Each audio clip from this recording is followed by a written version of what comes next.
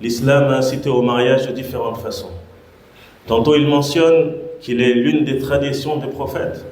Allah Azza wa Jal dit وَلَقَدْ أَرْسَلْنَا رُسُلًا مِّن قَبْلِكَ وَجَعَلْنَا لَهُمْ أَزْوَاجًا وَذُرِّيَّةً. Et nous avons certes envoyé avant toi des messagers et leur avons donné des épouses et des descendants. Tantôt il le mentionne, il nous rappelle les bienfaits qu'Allah Azza wa Jal nous a accordés. Allah Azza wa Jal dit وَاللَّهُ جَعَلَ لَكُم مِّنْ أَنفُسِكُمْ أَزْوَاجًا وَجَعَلَ لَكُم مِّنْ أَزْوَاجِكُمْ بَنِينَ وَحَفَدَةً وَرَزَقَكُم مِّنَ الطَّيِّبَاتِ. Allah vous a assigné de vous-même des épouses, de vous-même yani de Adam, vu que Hawa a été créée d'une côte de Adam. Allah vous a assigné de vous-même des épouses, et de vos épouses, il vous a assigné des enfants et des petits-enfants. Il vous a attribué aussi d'excellentes choses. Et parfois, il considère le mariage comme l'un des signes d'Allah subhanahu wa ta'ala. Allah Azza wa Jal dit وَمِنْ آيَاتِهِ أَنْ خَلَقَ لَكُم مِّنْ أَنفُسِكُمْ أَزْوَاجًا لِتَسْكُنُوا إِلَيْهَا وَجَعَلَ بَيْنَكُم مَّوَدَّةً وَرَحْمَةً. Et parmi ces signes, il a créé de vous, pour vous, des épouses, pour que vous viviez en tranquillité. Et ça fait partie des buts du mariage, pour que vous viviez en tranquillité avec elle. Et il a mis entre vous de l'affection et de la bonté. L'homme hésite parfois d'accepter le mariage. Il s'en abstient alors de peur qu'il ne puisse assumer ses responsabilités. Et l'islam attire alors son attention sur le fait qu'Allah Azza wa Jal fera de ce mariage un moyen qui mène à la richesse. Allah Azza wa Jal dit « Et mariez les célibataires d'entre vous et les gens de bien parmi vos esclaves, hommes et femmes, s'ils sont besogneux, nécessiteux, pauvres, Allah les rendra riches par sa grâce, car la grâce d'Allah est immense et il est omniscient. » D'après Abu Huraira, radiyallahu anhu, le prophète sallallahu alayhi wa sallam a dit « C'est un devoir pour Allah que d'aider 3 catégories de personnes. » C'est un devoir pour Allah d'aider ces 3 catégories-là qu'il a citées. Parmi elles, celui qui se marie en voulant par cela la chasteté. Celui qui a cette intention de se marier pour préserver sa chasteté, c'est un droit sur Allah que d'aider cette personne. قاله النبي صلى الله عليه وسلم وهو ما ينطق عن الهوى إن هو إلا وحي يوحى. D'après Ibn Mas'ud radiyallahu anhu, le prophète sallallahu alayhi wa sallam a dit: ô vous les jeunes, celui d'entre vous qui en a la capacité, qu'il se marie, car ceci va lui faire baisser le regard et est plus chaste pour le sexe. Et celui qui n'en a pas la capacité, alors qu'il jeûne, car le jeûne sera pour lui une protection. Là, le prophète sallallahu alayhi wa sallam, il incite les jeunes. Mais le sens, il est général. Mais il a spécifié ici les jeunes. Car les jeunes, ils sont dans une étape de leur vie où ils ont besoin encore plus que les autres de ce mariage-là. Que celui qui peut parmi vous, que celui qui en a la capacité. Et ici, les savants excitent la capacité physique et financière. Que celui qui a la capacité physique de pouvoir donner les droits à sa femme et la capacité financière de pouvoir subvenir à ses besoins, qu'il se marie. Pourquoi? Car dans le mariage, il trouvera la facilité de baisser le regard, de ne pas regarder ce qu'Allah Azza wa Jal a interdit. Dans le mariage, il trouvera cette capacité et cette aide de ne pas tomber dans ce qu'Allah Azza wa Jal a interdit, dans la fornication et autres. Et ensuite, il va conseiller les personnes qui n'ont pas cette capacité-là au mariage. Car on n'est pas tous capables de se marier, on n'a pas tous ces capacités-là à se marier. Donc celui qui peut, qui en a la capacité, qu'il se marie. Que celui qui ne peut pas se marier, jeûne. Pourquoi? Car dans le jeûne, ce sera une protection pour lui. Car Shaitan, il circule dans le fils d'Adam comme le sang circule dans ses veines. Et avec le jeûne, il fait que le sang circule doucement. Donc Shaitan aussi, il circule doucement dans le sang. Donc il n'a pas un grand impact chez le jeûneur. Et c'est pour ça que le prophète sallallahu alayhi wa sallam a incité la personne qui n'a pas cette capacité-là de se marier à jeûner. D'après Abu Umama, le prophète sallallahu alayhi wa sallam a dit « Mariez-vous, car je souhaite avoir la plus grande communauté le jour du jugement. » Donc fait partie aussi des objectifs du mariage, de se marier pour pouvoir multiplier la communauté du prophète sallallahu alayhi wa sallam, avoir beaucoup d'enfants. Et ça malheureusement, ça s'est perdu chez beaucoup de musulmans. Il veut 1, 2 enfants, ensuite c'est terminé. Là, le prophète sallallahu alayhi wa sallam, il sait ce qui est le mieux pour nous. C'est pour ça qu'il nous a incité à avoir beaucoup d'enfants. Et ça fait partie des objectifs du mariage. Fais beaucoup d'enfants, n'aie pas peur pour ton rizq, n'aie pas peur pour la subsistance, car la subsistance incombe à Allah. Même ta propre subsistance, c'est pas toi qui te la donne, c'est Allah qui te la donne. Donc la subsistance de tes enfants ne t'incombe pas, mais elle incombe à Allah subhanahu wa ta'ala. Et c'est lui qui va s'occuper justement des enfants, tout comme il s'est occupé de toi.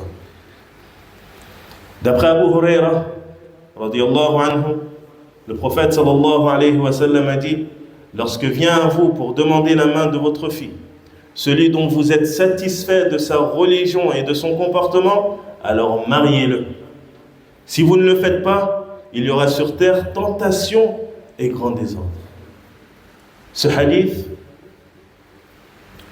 le prophète sallallahu alayhi wa sallam, il s'adresse aux tuteurs des filles, en leur disant, lorsque vient à vous un homme pour venir marier votre fille, pour venir marier votre sœur, pour venir marier votre mère, qu'est-ce qu'on doit faire? Tu regardes 2 choses, sa religion et son comportement. Ça, c'est ce que tu dois regarder. Si t'agrées sa religion et t'agrées son comportement, le prophète sallallahu alayhi wa sallam dit mariez-le, mariez-le. Personne qui a la religion, il va craindre Allah subhanahu wa ta'ala avec cette fille. Il ne va pas être injuste envers elle. Pourquoi? Car c'est quelqu'un de religieux. C'est quelqu'un qui suit les textes. C'est quelqu'un qui s'efforce à être comme était le prophète sallallahu alayhi wa sallam. Et la personne au bon comportement aussi, il aura un bon comportement avec cette femme. Même s'il ne l'aime pas. Il va bien se comporter avec cette personne-là. Pourquoi? Car il a bien été éduqué. Il a un comportement islamique. Et qu'est-ce qu'on veut de mieux pour nos femmes? Qu'est-ce qu'on veut de mieux pour nos filles? Qu'est-ce qu'on veut de mieux pour nos sœurs? Si ce n'est cette personne-là, au bon caractère, au bon comportement et à la religion qu'on a mis. Cette personne-là pourra donner les droits à cette femme. Cette personne-là pourra s'occuper de cette femme. Cette personne-là pourra rendre ou faire rentrer le bonheur dans le cœur de cette femme. Mais si vous ne le faites pas, il y aura beaucoup de tentations et un grand désordre sur terre. Et malheureusement, on voit ces tentations-là aujourd'hui. Pourquoi? Car beaucoup de personnes compliquent le mariage. Beaucoup de personnes rendent ce qui est facile difficile. On se doit de faciliter le mariage, faciliter à nos jeunes de se marier. Et parmi les choses qui rendent l'affaire compliquée, les dots excessives. Il y a des personnes, malheureusement, quand ils veulent marier leur fille, ils pensent que sa fille, c'est une marchandise. Il faut qu'il la vende cher, il faut qu'il demande une grosse dot. Le prophète sallallahu alayhi wa sallam, il dit, le meilleur des mariages, la meilleure dot, c'est la dot la plus facile. Ça ne veut pas dire que tu demandes quelque chose d'insignifiant, mais reste dans le juste milieu. Reste toujours dans La religion nous appelle toujours à rester dans le juste milieu dans toutes choses. Ni t'exagères, ni t'es laxiste. Toujours le juste milieu. Il y en a qui vont demander des grosses sommes. Location de la salle, location de voiture, location de robe, les parures, ci et ça. À la fin, tu vois le jeune, il est en train de faire ses études, il n'a pas d'économie. Ou bien il vient de finir ses études, il commence à travailler, et on lui met ses grosses charges sur le dos pour qu'il puisse se marier. Et il veut se marier. Donc il va emprunter ici et là. pour qu'à la fin, il va prendre ta fille, il va vivre avec elle, mais il sera dans des douyoun. Tous les mois, il doit rembourser tant et tant et tant. C'est pas le but du mariage. Laisse-le garder son argent, facilite le mariage, qu'il puisse bien vivre avec cette fille-là. Qu'il ne soit pas dans des dépenses continuelles, des dépenses qui ne se finissent pas. À cause de quoi? À cause du mariage. À cause des préparatifs du mariage. À cause des locations, à cause de ci et à cause de ça. Facilitons le mariage. Et le but, ce n'est pas de trouver le plus riche. Le but, c'est de trouver l'homme pieux. Celui qui va être juste avec ta fille. Ne regarde pas simplement l'argent, sa situation. Si tu as quelqu'un qui est devant toi, il est pauvre, mais t'agrée sa religion. Tu vois que c'est quelqu'un au bon comportement, aide-le. Car le but, c'est que sa fille, elle soit heureuse dans son mariage. Pas que tu vas la vendre à quelqu'un qui est riche, qui n'en a rien à faire d'elle, car il a beaucoup d'argent, il ne la respecte même pas. Et elle va vivre dans un foyer où elle sera rabaissée, où tout le temps elle va pleurer. Et c'est toi son tuteur. C'est à toi de choisir pour elle ce qui est le mieux pour elle. Et ce n'est pas forcément le plus riche qui est le mieux pour elle. L'argent, ça ne veut rien dire. Et l'argent, ça vient à sa part. Aujourd'hui, il a une situation un petit peu compliquée. Mais c'est quelqu'un, alhamdoulilah, il est pieux. Facilite-lui, même si tu vas l'aider dans le mariage, aide-le. Car ce genre de personnes-là, ce sont des pépites. Il n'y en a pas beaucoup. Ils sont rares. Aide-le. Aujourd'hui, il est pauvre. Demain, il sera riche. Tout comme le riche, aujourd'hui, il est riche. Mais demain, il se peut qu'il soit pauvre. Donc, on ne se focalise pas sur l'argent. Certes, tu veux quelqu'un qui peut assumer. Non, mais ne sois pas trop exigeant. Il faut qu'on arrive à s'adapter aux gens. On n'est pas dans des compétitions. Un tel, il a fait comme s'il a fait un mariage à 30 000, 50 000 euros, 100 000 euros. Moi, il faut que je fasse mieux encore. Nous, on n'œuvre que pour les gens en réalité. Qu'est-ce qu'on a laissé pour Allah subhanahu wa ta'ala? On n'est que dans la compétition, dans le m'as-tu vu. On veut montrer seulement. C'est pas comme ça qu'on arrive à avoir la baraka dans le foyer. Tu veux la baraka dans le foyer? Suis la religion. Car la religion, elle est venue pour te mettre sur le droit chemin. Elle est venue t'enseigner où est le bien. Elle est venue te dire, écarte-toi de ça, car c'est un mal. Mais nous, on ne veut pas comprendre. Nous, on veut juste les gens. Ce que les gens, ils vont dire. Ah, fais attention, si on fait ça, les gens, ils vont dire telle et telle chose. Nous, ce qui nous incombe, c'est de plaire à Allah.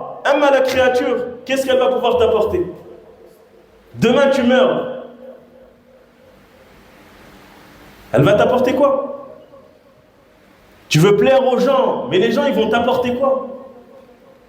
Donc, on craigne Allah Azza wa Jal et qu'on facilite le mariage. Aussi, tu as des personnes qui sont trop exigeantes. Hommes et femmes. Moi, il me faut une femme 1m70 maximum. 65 kg, 66, ça passe pas. Il faut qu'elle ait des petits pieds minces. Pas plus de 29. Tout ça, c'est des choses, tu ne sais pas où il est ton khayr. Certes, tu peux avoir des exigences, mais n'exagère pas dans les exigences. Tu ne sais pas où il est ton khayr. Il se peut que tu crois qu'une chose c'est un bien pour toi, alors que c'est un mal pour toi. Il se peut que tu crois qu'une chose c'est un mal pour toi, alors que c'est un bien pour toi. Toi, tu ne sais pas, mais Allah, il sait. Ça veut dire, fais les causes, ne ferme aucune porte. Consulte ton Seigneur, c'est ce qui nous a été enseigné par le prophète sallallahu alayhi wa sallam. Il y a une porte qui s'ouvre à toi, ne la ferme pas direct. Ne te dis pas, oui, elle est déjà divorcée, non, moi, il me faut quelqu'un. Tu ne sais pas. Le prophète sallallahu alayhi wa sallam, toutes ces femmes, elles ont été mariées avant. Si ce n'est Aïcha, radiyallahu anhun. Elles ont tous connu le mariage avant le prophète sallallahu alayhi wa sallam. Sauf Aïcha. Donc ce n'est pas une caractéristique, ça. C'est pas... Certes, l'homme, il veut se marier à une femme qui n'a jamais connu le mariage. Mais ça ne veut pas dire que ton khayr, il se trouve forcément dans ça. Ton khayr, il peut se trouver dans une femme qui a été divorcée. Donc il faut qu'on revienne à la religion. D'accord? Il y a des personnes aussi qui ont cette ambiguïté que d'avoir beaucoup d'argent. Il va attendre d'avoir des millions avant de se marier. Il me faut au minimum 50 000 euros, 100 000 euros pour me marier. Là, tu n'as pas besoin de tout ça. Marie-toi avec ce que tu as. Le foyer, c'est une fondation. Brique par brique. Doucement, doucement. La baisse. Ce n'est pas une condition d'avoir beaucoup d'argent pour pouvoir se marier. Là, marie-toi. Car si tu ne te maries pas, souvent, tu vas tomber quoi? Dans la fornication. Tu vas tomber dans le haram. Marie-toi avec ce que tu as. Mets-toi d'accord avec la famille. Ma'alish. Même les études, ce n'est pas un frein au mariage. Tu peux continuer tes études et te marier. Tu n'es pas obligé de faire une grande fête lors du mariage. Tu fais ton halal. Ça, c'est le strict minimum. Ton halal. Le halal, il ne prend pas plus de 5 minutes. Tu te mets d'accord avec la famille. Ma'alish, même si elle va rester chez ses parents, toi aussi tu vas rester chez tes parents, car ta situation ne permet pas que tu prennes un appartement maintenant. Et essaye de discuter avec la famille. Et que les familles aussi facilitent le mariage. Les jeunes dehors, ils sont dans des tentations. Dans des grandes tentations. Souvent, les parents, ils ne se rendent pas compte de ce qui se passe dehors. Ils ne se rendent pas compte que leurs enfants, leur crâne, ça chauffe. Ça bouillonne à l'intérieur. Pourquoi? Parce qu'ils sont exposés aux tentations nuit et jour. Même à la maison, dans les téléphones. La tentation, elle s'est répandue partout. Donc, on facilite le mariage. Plus tôt c'est fait, mieux c'est. N'attendez pas qu'il tombe dans le haram. Et religieusement, tu n'as pas le droit de sortir avec une fille. Fais ton halal. Il y en a qui vont dire, je suis trop jeune. Tu es trop jeune pour te marier, mais tu n'es pas trop jeune pour sortir avec une fille. C'est quoi la différence? C'est qu'avec le halal, tu es passé dans le halal. Le halal, ça ne prend pas plus de 5 minutes. Le tuteur, 2 témoins, une dot, et vous êtes mariés. Qaboul wa ijab. C'est tout simple. Après la fête, on a le temps de faire des fêtes. Ce n'est pas une obligation, mais ce qui est obligatoire, c'est le halal. Que les jeunes arrêtent de se fréquenter. C'est un mal, et ça apporte du mal. Et ça propage la corruption sur terre. Les tentations. Allah il nous a interdit cela, mais il nous a autorisé et légiféré le mariage. Alhamdulillah, il y a de la baraka dans le mariage. Donc, qu'on délaisse le haram pour revenir vers Allah subhanahu wa ta'ala et que chacun essaie de faire des efforts pour marier les célibataires. Malheureusement, on a beaucoup de célibataires. Toi, tu connais, ou bien tu as une femme qui a des amis, qui ont des amis. Parle-en à ta femme, il y a tel et tel qui souhaitent se marier. Est-ce que tu as des copines, tu as des cousines, tu connais des gens qui souhaitent se marier? Et on essaie de créer des connexions pour faciliter le mariage autour de nous. Facilite le mariage à ton enfant. Toi, en tant que père, c'est un devoir sur toi de marier tes enfants. Je parle des hommes là.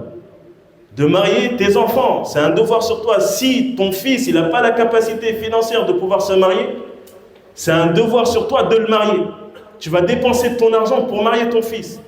C'est un devoir sur toi. Tes filles aussi, pareil, tu dois te les marier.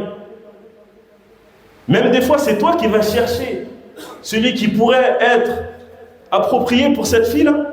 Tu vas à la mosquée, tu vois un jeune, masha'Allah, il a l'air sérieux, tu te renseignes sur lui et tu lui proposes ta fille. Non. Omar, radiyallahu anhu, il a proposé sa fille Hafsa. Il a proposé aux compagnons. Omar, c'est pas une honte. Au contraire. Haza sharaful lak. Donc on essaie de marier nos enfants rapidement. La tentation, elle est grande. Si tu veux pas que cet enfant-là t'humilie, fais les causes pour la marier. Qu'Allah Azza wa Jal nous facilite. Rabbana atina fid dunya